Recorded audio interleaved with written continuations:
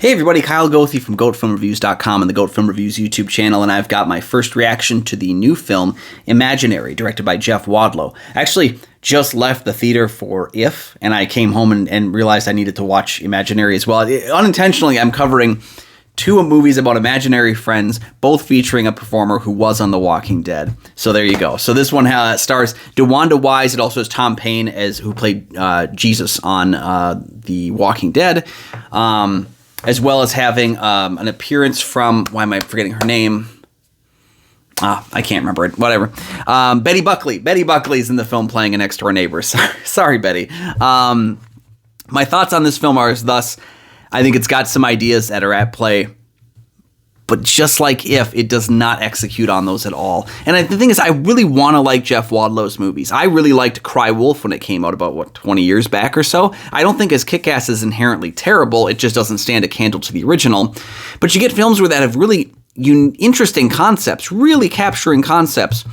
Films like Fantasy Island, which I think was actually a really good idea, do a horror take on Fantasy Island. I was kind of hoping it would springboard into a horror take on a number of different classic television series. I thought it'd be kind of a fun little cinematic universe, if you will. That just doesn't really do what it's supposed to do, doesn't really go where it needs to go.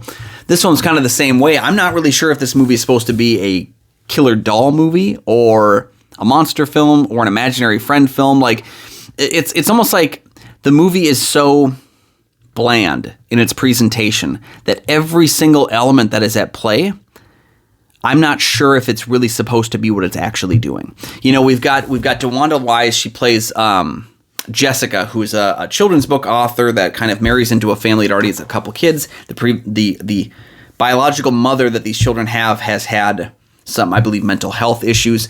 Jessica gets placed with the two kids while her husband is away on tour, and while that's happening, the youngest daughter becomes enamored with a Chauncey, a doll. And the funny thing is, the film also deals with some things that If dealt with, about the forgetting of those magical moments, the things that our imaginary friends do disappear from us over time. And maybe they don't want to, and there's some interesting questions being done there. It's just not executed very entertainingly or interestingly. It asks these questions and then it meanders about with these weird, convoluted plot threads. I think a reveal that, much like If, completely saw coming early on in the film. It's just kind of the obvious choice of when you're doing this kind of a movie.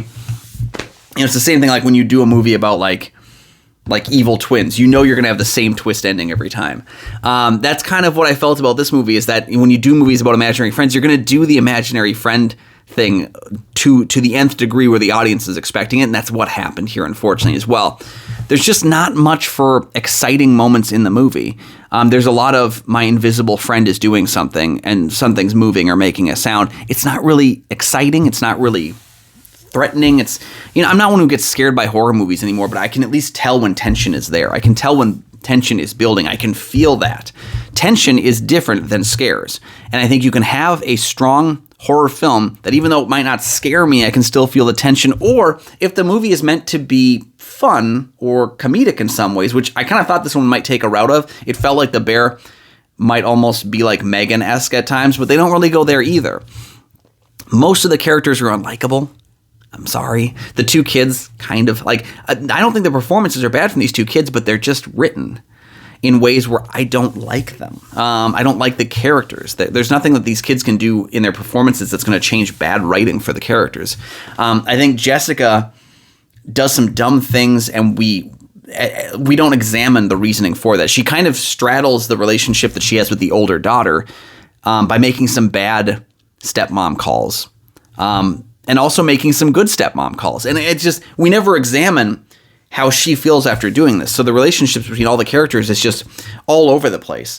It would have maybe been better if Tom Payne's character wasn't gone from most of the movie, because I feel like examining how he views what she's doing in relationship would further their character interactions as well as the kids. But they're just kind of people doing things. This movie reminded me a lot of Mama without the style. And we finally get a little bit of style at the end there as we start to look into the imaginary world and, but then that movie kind of felt like it was doing the Beetlejuice thing. It kind of just looked like it was taking from Beetlejuice and not really offering anything new. There's some cool creature effects. There's some cool like goopy things that are happening. I'm all for that. There's just not enough in this movie. So what you have here is another movie that I would have imagined to be better. Unfortunately, If and Imaginary 2 Imaginary Friends movies that both came out this year that just did not make it. I wish that they did. I really want to like these kinds of... I want to like every movie, but this one, it just didn't work for me. There's just a lack of excitement. There's a lack of thrills. There's a lack of fun. We're talking about a movie with an imaginary friend that might be possessing some sort of bear, and we kind of went with a very drab way about it. And I honestly, it commits the cardinal sin of just being boring. I'm sorry. So I'm going to have to give a pass to Imaginary and say, don't check out this movie. But hey, if you liked it more than I did, let me know down in the comments section. If you disagree with my thoughts, that's what the fun part is having this discussion. And I do appreciate it. Go ahead and leave your thoughts in the comment section down below. While you're down there, please like and subscribe. They're 2 free things you can do. They help to support the channel immensely, and you never miss new episodes of the show as they drop. You can also find goatfilmreviews.com for my many written reviews. I actually have a review of The Bike Riders up there right now, an early review for the film that's opening, The Bike Riders. Go ahead and check that out. You can also find Goat Film Reviews on Facebook. You can follow me personally at Almighty Goatman on Twitter, Instagram, Letterboxd, and Threads. And you can find my show, Kyle and Nick on Film, that I co-host with Nick Plotachuk from the St. Paul Filmcast. We have new episodes of that show every single week. All the things I just mentioned, including the Minnesota Film Critics Alliance, are located down in the description for this video. Check them out, and we'll see you next time.